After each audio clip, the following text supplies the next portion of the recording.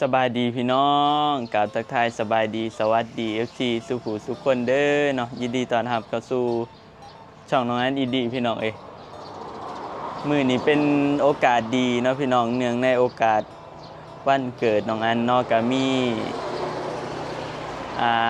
แม่น้อยทางอเมริกาพุ่นแหละพี่น้องที่เพิ่นฝากเงินมาตั้งแต่รอบก่อนพุ่นแหละตั้งแต่ข้าวเอาบาทไปเค้นวัดพุ่นแหละพี่น้องมันก็พอดีน้องอันเห็นแล้วมันก็เจอช่วงปีใหม่เนาะเงินมันเหลืออยู่พี่น้องแต่ว่าแม่เพิ่นก็ยังบ่ฮู้ว่าสิเฮ็ดหยังหั่นนะพอมาฮอดมื้อนี้ก็เป็นมื้อวันเกิดน้องอันเนาะก็พอดีถือโอกาสเนาะแม่เพิ่นก็ว่าให้น้องอันหั่นไปแจกซะเอาเงินที่เหลือหั่นไปแจกไปซื้อลูกชิ้นนำแม่น้องอันไปแจกอุดหนุนแม่น้องอันเลยแจกให้นักเรียนเลยเนาะพี่น้องพอดีวันเกิดก็ให้น้องอันไปหาแจกแล้วแม่เพิ่นก็แบ่งเนาะแบ่งเงินส่วนหนึ่งหั่นให้น้องอันไปซื้อเค้กวันเกิดเนาะเพื่อเฮ็ดวันเกิดก็ขอบคุณขอบใจแม่น้อยหลายๆเด้อเนาะแม่น้อยทางอเมริกาเนาะขอบใจแม่เพิ่นหลายๆที่ให้เงินซื้อเค้กวันเกิดอีกพี่น้องแล้วก็ให้ไปแจกเด็กๆนักเรียนอีกเนาะเงินเหลือประมาณล้านหนึ่งนี่แหละพี่น้องเอาไปแจกนักเรียนไปซื้อแจกนักเรียนก็เอากว่าคนพี่น้อง27บ่ล่ะก็ซื้อลูกชิ้นไป500,000พี่น้องซื้อลูกชิ้นไป500,000ไปตอนนี้แม่น้องอันหันเตรียมเนาะพี่น้องก็คือ1ลูกชิ้นแม่เพิ่นแนะนำว่าให้1ลูกชิ้นตั้งแต่เฮือนพุ่นแหละ1แล้วก็แบบบ่ต้องทอดบ่ต้องย่างดอกพี่น้อง1พอ1แล้วก็เอาใส่ถุงเนาะแม่เพิ่นแนะนำใส่ถุงแล้วก็เอาไปแจกเพราะว่ามันจังสบายหั่นนะพี่น้องคันเฮาสิ1แล้วเฮาสิเอาไปเพื่อเฮาสิไปใส่ถุงไปอีหยังนั่นนี่มันก็สิสะเวลาเฮาเนาะตอนนี้แม่น้องอันหัน1ไว้อยู่ในเฮือนผู้พี่น้องแล้วก็เดี๋ยวเฮาสิเอาไปใส่ถุงพี่น้องใส่ถุงแล้วเฮาสิเอาเข้ามื้อแจกอยู่บ้านเฮาเนาะอยู่ตั้งหลังพุ่นแหละพี่น้องนักเรียนบ่หลายปานใดก็พอดีพี่น้องไปเดี๋ยวสิพาไปเบิ่งลูกชิ้นเดี๋ยวเอาลูกชิ้นไปใส่ถุงเนาะพี่น้องเฮา1ไว้สบายดีเนาะก็ขอบคุณขอบใจแม่น้อยเด้อมื้อนี้แม่น้อยเพิ่นเมาลูกศิษย์แม่น้องอันเนาะเพิ่นมาอุดหนุนแม่น้องอันเอาซื้อลูกศิษย์นำแม่น้องอันแล้วก็ให้แม่ไปแจกเด็กน้อยนักเรียนเนาะมื้อนี้เฮาก็มา1ลูกศิษย์เฮาสิเอาไปแจกเด็กน้อยกันขอให้แม่น้อยขอบคุณขอบใจแม่น้อยหลายๆเด้อขอให้แม่น้อยอยู่ดีมีแฮงเนาะอยู่ดีมีแฮงเด้อแล้วก็ขอให้ได้รับสิ่งดีๆคือจำกับแม่น้อยให้กับผู้อื่นเนาะแม่นไปทานกินกันเดี๋ยวสิให้พี่น้องเบิ่งลูกชิ้นเฮาเนาะนี่เฮา1นักเรียนสิได้คนละ3ไหมพี่น้องนี่มีสิมีโตเหลืองแล้วก็โตอันนี้โตแดงแล้วก็ลูกชิ้นห้อง1 2ซึ่งอยู่ข้างล่างสั่นนึงใส่ลองเอาว่างก่อนว่างฟ้าหม้ออีกบ่โอ้พี่น้องนี่เด้นักเรียนสิพากันได้คนละ3ไหมเอาลงมาเฮ็ดอยู่ลุมเนาะนี่พี่น้องอันนี้ก็คือลูกชิ้นเฮาหั่นแหละที่เฮา1เดี๋ยวเฮาสิเตรียมใส่ถุงเนาะพี่น้องได้หลายเติบอยู่พี่น้องนี่ดิได้2ซึ่งเอาไปให้สายป่านนำแม่เพิ่นว่าเอาไปให้สายป่านถ้ามันเหลือก็แม่เพิ่นก็ว่าเอาไว้กินเลี้ยงในวันเกิดหั่นแหละเพราะว่ามื้อนี้เป็นมื้อวันเกิดพอดีเด้เดี๋ยวสิเอาใส่ถุงเนาะพี่น้อง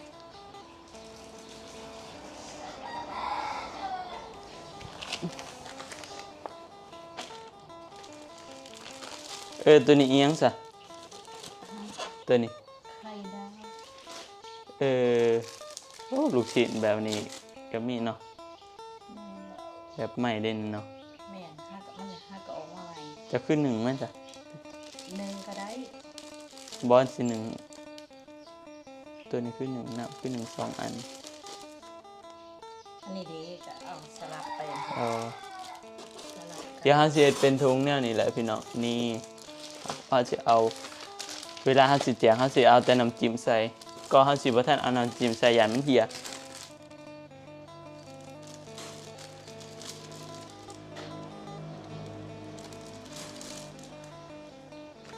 จะใส่ถุงตัวไหน พวกนี้ค่ะ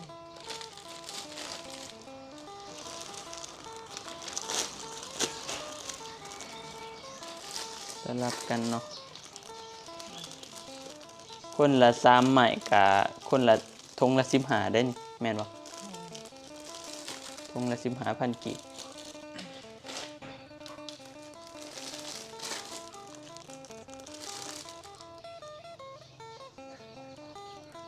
จะสลับเอียงใส่เนาะโอ้สลับเอียงใส่ก็ได้บ่ อันใด3อย่าง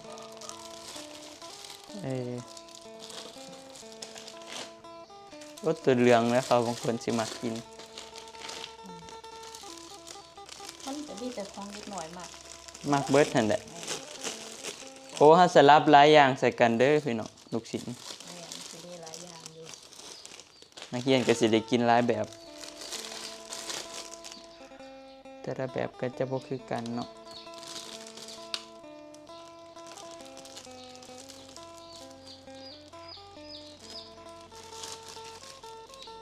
ตัวนี้สลับใส่ก็ได้บ่เดี๋ยวมันสิมา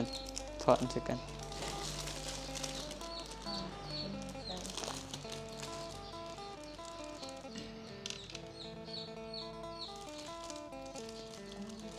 ีแต่ของเล็กหน่อยมากนะ ก็คือกันแหละสลับจะได้กันบ่ค่อยต่างกันไปได้มื้อนี้ว่าสิเข้าไปในเมืองเลยได้อพี่น้องเข้าไปอันซื้อของ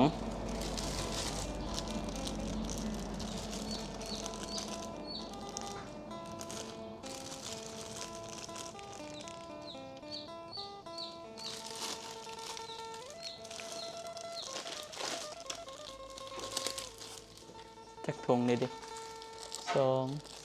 4 6 8 10 12 14 15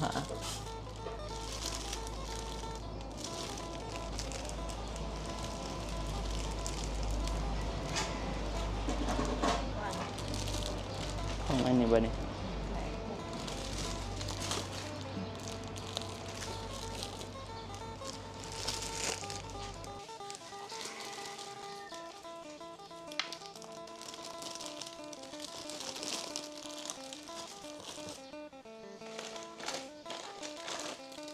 เอาใจกล่องโฟมไว้พี่น้องเนี่ยพอดีเอาใจน้ำจิ้มเมื่อเอาโต๊ะออกมาตั้งแจก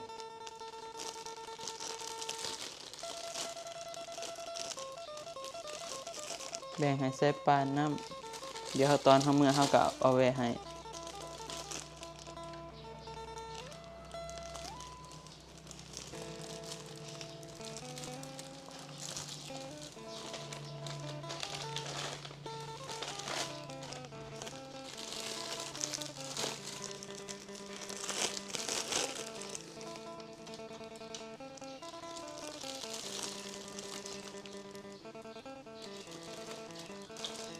จะเฮ็ดแต่คืนนี่ผู้ว่าที่เฮ็ดมื้อเช้า ว่าน่า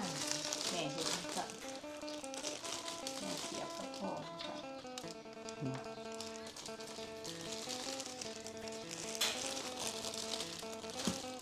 งามเนาะ พอดี เล็กน้อยก็สิดีใจเลย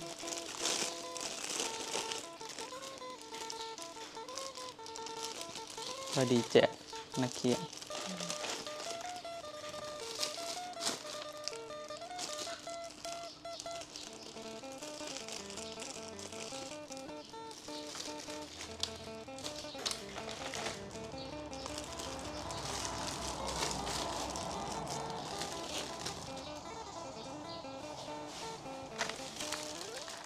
พี่น้องตอนนี้ก็พอดีเฮาก็อันนี้ไก่ชิ้นแล้วพี่น้องเลยนี่ในกล่องโฟมเฮาลูกชิ้นเนาะเฮาใส่กล่องโฟมไปเดี๋ยวบัดแล้วเฮาสิเอาไปตักน้ำจิ้มใส่ที่หลังพี่น้องตอนนี้เดี๋ยวเฮาสิขับมือบ้านเนาะเตรียมของเอาซาเล้งเมื่อรถจักรก็ให้อันพ่อน้องอันขี่เมื่อเดี๋ยวน้องอันสิขี่ซาเล้ง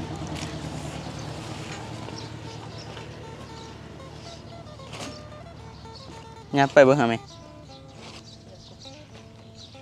ยับไปเบิ่งนะบอโอได้แล้วนี่เด้เดี๋ยวเราสิใส่เมื่อแล้วเราก็สิเอาขามครัวแล้วก็ไปเอาซาเล้งอยู่บ้านพุ่นแหละพี่น้องใส่ต่อไปอีกเนาะบ่อยากเอาขามครัวมันขามยากหลายแดดพี่น้องเอ้ย ควรเป็นตะหยาหัวเพิ่น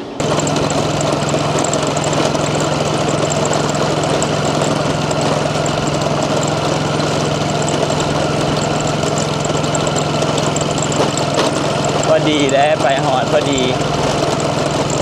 เที่ยงพี่น้องเลยพอดี10 โมงน้องตอนนี้เฮาเดินทางมาหอดอันนี้เลย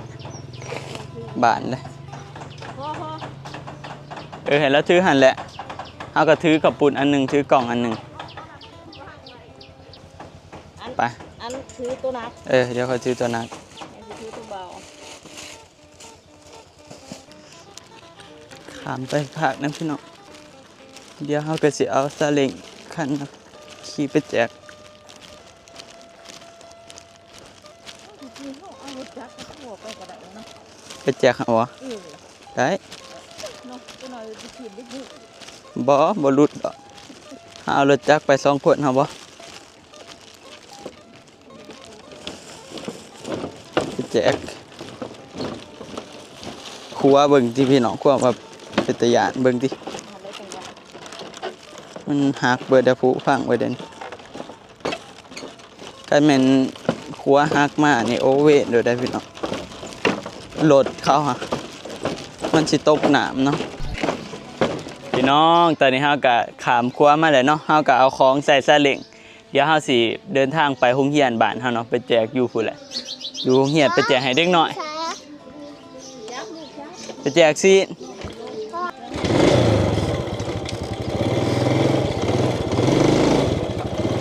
จับเด้อไปเดี๋ยวเราเดินทางไป3 คนแบ่งขึ้นมาน้องวนมายืนทั้งหน้านี่มายืนนี่ให้แม่นั่งนี่นั่งเทิงอยู่วะน้องวนนั่งนี่นี่เอามานี่ยืนยืนโอเค เอาหอกด้วยสัตว์ไปข้างหน้าได้ นี่เด้อไปเดินทางไปพี่น้องไปหาแจกสิพวกอันนี้อยู่เพื่อนว่าเนาะพวกได้อยู่วะ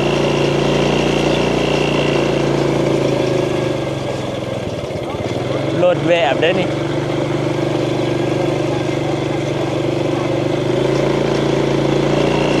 พี่น้องแต่ได้เดินทางมาหอดโรงเรียนแล้วเนาะดีลูกศิษย์เขาจะเอามาแจกว่างในอันนี้เลยว่างในซาเล้งเขาเลยเดี๋ยวจะเอามันหันหน้ามาเบิ่งว่างในหันก็ได้เบิ่งถือเบิ่งเอาก่อนนี่ขอยสิหันจังสิเบิ่งไงหันมันมาเบื้องนี่ก็ให้นักเรียนเข้ามาแจกเบิ่งเนาะ แบบต้นพงเลยเด้ออัน เอากระต้นนี่เด้ต้นผม และเอาแบบจังสี่นะเด็กหน่อยยืนให้ยาวไปสั้นๆเลยนะลูก เด้ก็ให้เขายืนต่อแถวกันทาง ให้ก้นกับผมมันบิดกันนะ บีทนี่เด้โอเคก็ว่างี้นักเรียนมาจากโคตรมื้อนี่หลายอยู่บ่ แม่นนักเรียนขาดหลาย ออกมาเลยเหรอ ออกมาเลยเขา เอกอ้นเอ้ย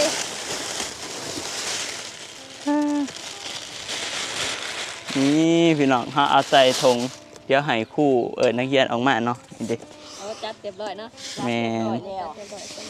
ก็ขอบคุณขอบใจแม่น้อยหลายๆเด้อขอบใจอีกเทื่อหนึงเนาะขอบคุณหลายๆที่เพิ่นอันให้เงินมาแจกเด็กๆค่ะนะพี่น้องแจกลูกศิษย์น้องๆมื้อนี้ก็ขอบคุณขอบใจขอให้แม่เพิ่นอยู่ดีมีแห้งเนาะให้มาเท่าใดก็ขอให้ได้ขึ้นไปเป็น100เท่าพันเท่าพี่น้องเอ้ยแล้วก็ขอบใจเพิ่นอุดหนุนแม่น้องอันนำมาเด็กๆมา อุดหนุนลูกสิงแม่มาให้เอามาแจก มันสิบ่พอให้เด็กน้อยซะ ใส่ลูกเจ้าไปใส่ ลูกเกี่ยวไปใส่ ลูกเจ้าไปใส่ แน่ โอ้มา มาเลยเด้สัน มาแล้วมา เอาแต่ลูกสาพอบ่พาเรียนแถวล่ะเรียนมาทางนี้ก็ได้เรียนมาทางนี้ก็ได้พี่ละเรียนไปจังสีพอดีจังบ่อันนี้ผู้ใดเด็กน้อยก็มายืนทางหน้าเด้อไปนี่เรียนซื้อไปจังสีโอเคหรือว่าเรียนจะสิก็ได้ บ่ขี้ร้ายดอกน้องค่ะน้องอ้วนลาย เฮาหายมาเป็นธงแล้วแหละพี่น้องเดี๋ยวเบิ่งสิให้ FC เบิ่งสิได้คนละอัน3ใหม่เนาะพี่น้อง เราสิท่ากัน อย่าบังเอ้ย อย่าบังน้องนี่ สิได้คนละ3ใหม่เด้อพี่น้อง ธงหนึ่งเนาะ กันจังสี่เนาะ เฮาก็สิขากันไปมันสิมีหลายแบบเนาะนี่เด้อันนี้ก็ประมาณธงละ15,000 กีบหายใส่ธงเลยมื้อนี้พากันได้ เดี๋ยวแม่สิถามใส่บ่น้ำจิ้มลูกเจ้าใส่บ่ลูก ใส่บ้านเฮาคือสิแบบใส่เบิดหั่นแหละเพราะว่า บ่บางคนก็บ่ใส่ได้ เด็กน้อยกินเผ็ดได้ออกมาตีหลาด ลาดเอ้ย บ่อยากบ่มานี่ ใส่บ่น้ำจิ้มใส่เฮ้ยนิวนี่ โอ้ยมื้อนี้เด็กน้อยได้กินลูกชิ้นอีกแล้ว เด็กหน่อยดีใจแห้งๆได้นี่ด้วย มาแจกประจำเนาะพี่น้องโรงเรียนบ้าน ใส่ เฮา บ่ นี่ น้ำจิ้ม แจกได้เลยเด็กกินได้เลยนะ ทีมงานเฮามาแจกประจำ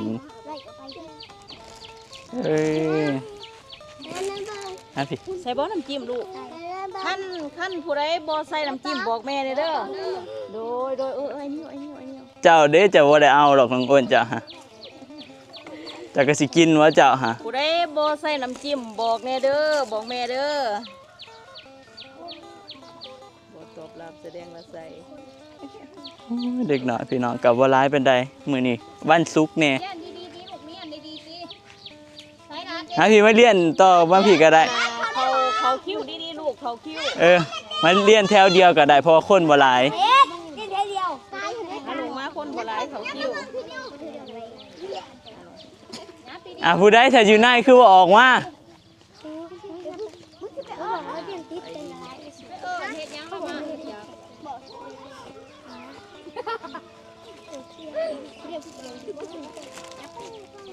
ผู้ใดบ่เอาน้ำจิ้มบอกแม่เด้อ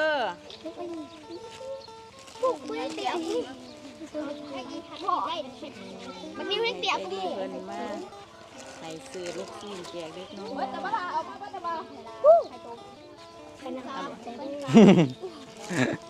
ส่งอะนะเฮ้ยคือว่าแม่นส่งนักเรียนเลย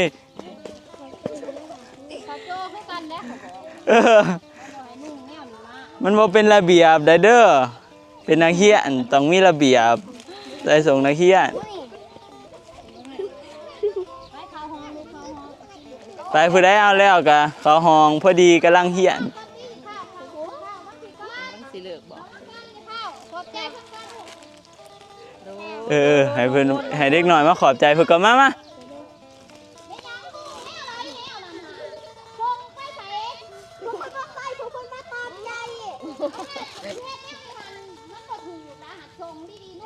เดี๋ยวลูกเดี๋ยวแม่เอาให้ลูกละ นางจับน้องอ้นเอาที่หลัง โอ้ยเอาทีหลังมาก่อนบัดหนึงมาสัน ลูกอันนี้ลูกเขาน้อย ขอบใจหนี่อยที่ขอบใจเพิ่นแหน่มา ๆขอบใจเด้อดิ ขอบใจเด้อ ไหวงาม ใส่ส่งอิหยังแนวนี่ส่งนักเรียนบ่ใส่ส่งนักเรียนเดิ ๆบ่ได้ละลูกเขาน้อยๆนี่ใส่สูงจังไดมาจะจิ้มแห้งที่ละลูกทะลุ แจกครบเลยพี่น้องเอ้ยเด็กหน่อยเดี๋ยวให้เพิ่นมาขอบใจแม่กันซะเหลือเนาะเพราะว่านักเรียนก็มาบ่หลายอีกอย่างก็ เรียนมาบ่ครบเด้อ เฮาก็เฮ็ดมาเหลืออยู่แล้วเพื่อไว้เดี๋ยวเฮา เด้อ เห็นพวกไผเฮาก็สิแจกมาขอบใจเพิ่นก่อนซะมาเอาให้นี่คู่เลยไหมเจ้าเอาใส่อันนั้นแล้วก็เอาให้แล้วเลยแซ่บอยู่บ่แซ่บอยู่บ่ปลามีแต่คนงามๆแซ่บเนาะยืนดีๆอ่ะว่าสิเด้อขอบใจเด้อแม่น้อย ขอบใจแม่น้อยว่าสิ ใจไปแม่ ขอบใจแม่น้อยทางอเมริกาเด้อขอบใจหลายๆว่าสิ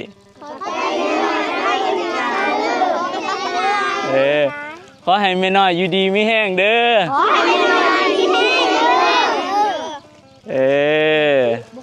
ขอบใจได้ไรเด้อ แม่น บริจาคเครื่องกินให้เด็กหน่อยสุขภาพแข็งแห้งเด้อแม่หน่อยเด้อสุขภาพแข็งแห้งดำด้วยเด้อ แม่นพี่น้อง มาอุดหนุนเด็กหน่อยบ้านเด็กหน่อยอีกหน้าสปอร์ตเด็กหน่อยอีก แม่นพี่น้องอันนี้ให้ ตัวนี้ให้แม่คู่บ่คู่เฮ้ยขอบใจได้ไร ไปบัดนี้พากันเข้าไปเฮียนพากันเฮียนอยู่บ่นี่กำลังเฮียนอยู่พี่น้องเอ้ย ที่เลิกบ่ โอ้11 โมง 11:30นพูนเลิกนี่ฮะก็กำลัง10:00น ไปขอบใจได้ไรขอบใจเด้อไอ้อ้นเด้อ ไปเมื่อเฮาอันนี้เนาะเฮาฝากเอาไปเบียกต่อโอ้ยโอ้ใจอ้นสิเอาธงใด นี่เพิ่นสิเอาตรงนั้น จะเอาธงไหนเอามือให้ใส่ปานน้ำเดี๋ยวเฮาเอามือให้ใส่ปานแบ่งให้ใส่ปานเพราะว่าอันนั้นมันเฮาเฮานับมาเพื่อใส่ปานแหละเพราะว่าเฮาสิเอาไปแจกใส่ปานไป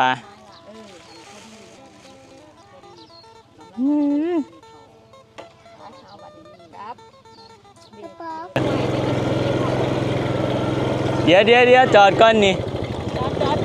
สิเอานี่ให้นี่ลูกชิ้นให้เด็กน้อยนี่อยู่ใน ใจเพิ่นสิขอบใจเพิ่นสิลูกขอบใจก่อนนึงวันนี้ ขอบใจแน่ขอบใจเด้อ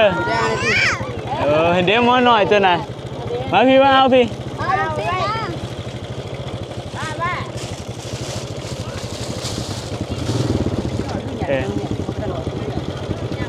อันเด็ด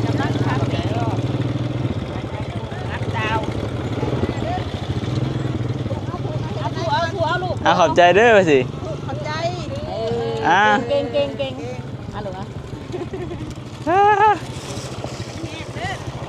ะ เอาให้เด็กหน่อยนะเป็นเด็กหน่อยก็จะอยู่นี่แหละ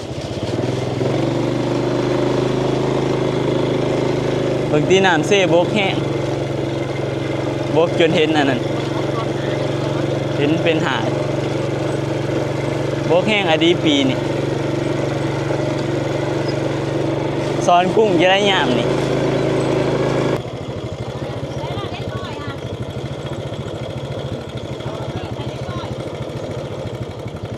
ลูกจะอยู่อ่ะนอนพูดได้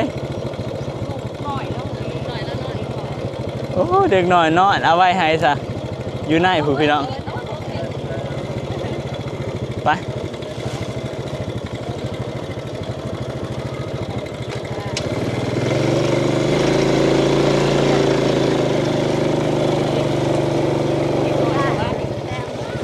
มาเอานี่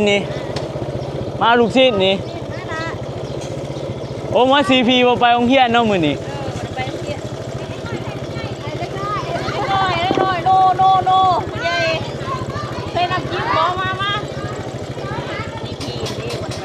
ใส่น้ำตาลมาเอาน้ำตาล นี่พี่ใส่บ่ได้ ใส่ ย่าใส่ถามก่อน บอซีพีมันแห้งกินเผ็ด นี่พี่มาเอาลูกมาใส่บ่น้ำจิ้มลูก ใส่ว่าน้ำจิ้มตัวไหนใส่แต้มมาบ่กินหรอ ลาดบ่นี่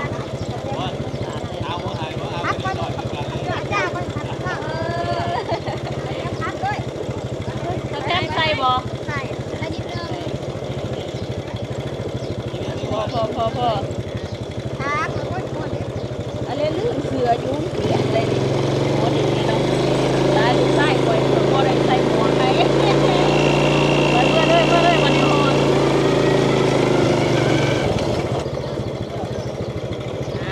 โอ้มานี่เอาขอบใจเลยโอ้ ได้พอดีงาม พอดีงามพี่น้องเหลือท เดี๋ยวเราไปใช้ปลาก ายใช้ปานก็น้องอด แม่อันนี้มันก่อนต้มใส่กันกับใส่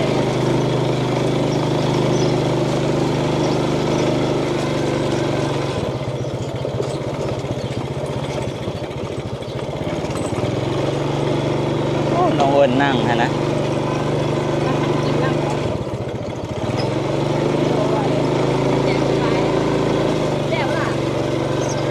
เอาไปใหายใช้ปานเด้อแบบนี้เด้อ